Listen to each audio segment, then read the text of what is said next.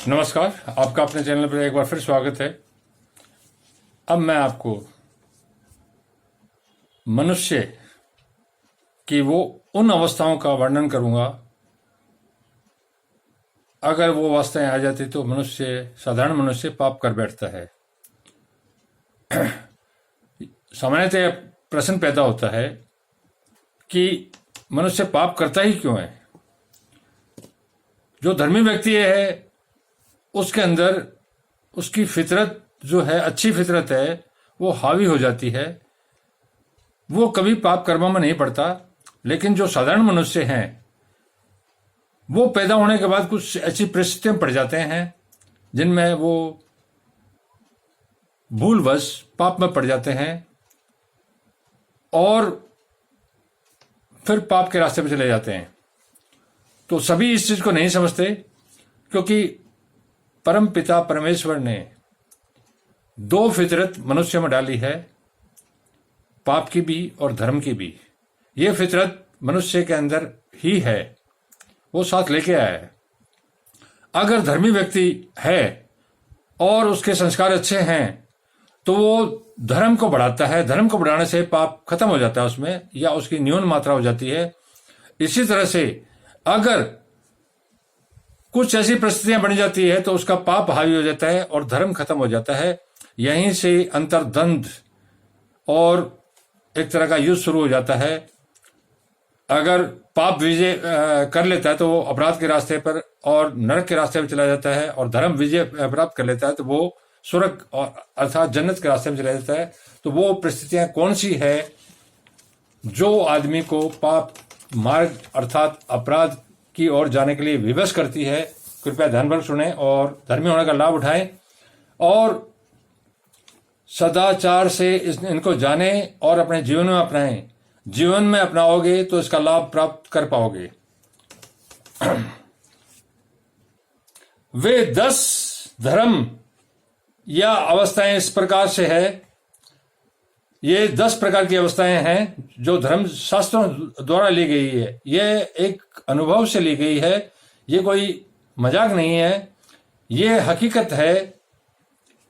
अर्थात मंद, प्रमाद, उन्माद, श्रम, क्रोध, भूख, उतावली, भय, लोभ और काम, इन 10 दशा में पड़े हुए मनुष्य पाप कर बैठते हैं। अर्थात इन 10 दशा में पड़े हुए मनुष्य पाप कर बैठते हैं।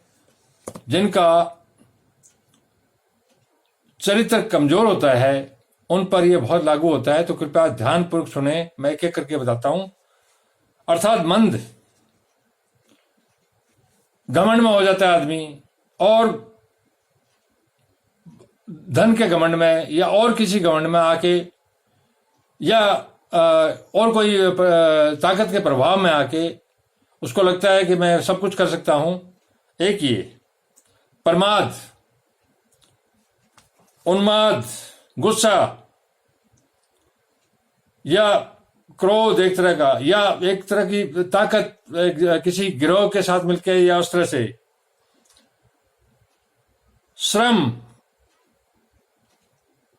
क्रोध को आप समझ गए, श्रम को आप समझ गए। भूखा मनुष्य क्या नहीं कर सकता। वो अपने आप को बचाने के लिए कोई भी पाप कर बैठेगा। अगर वो कमजोर है तो वो पाप करेगा।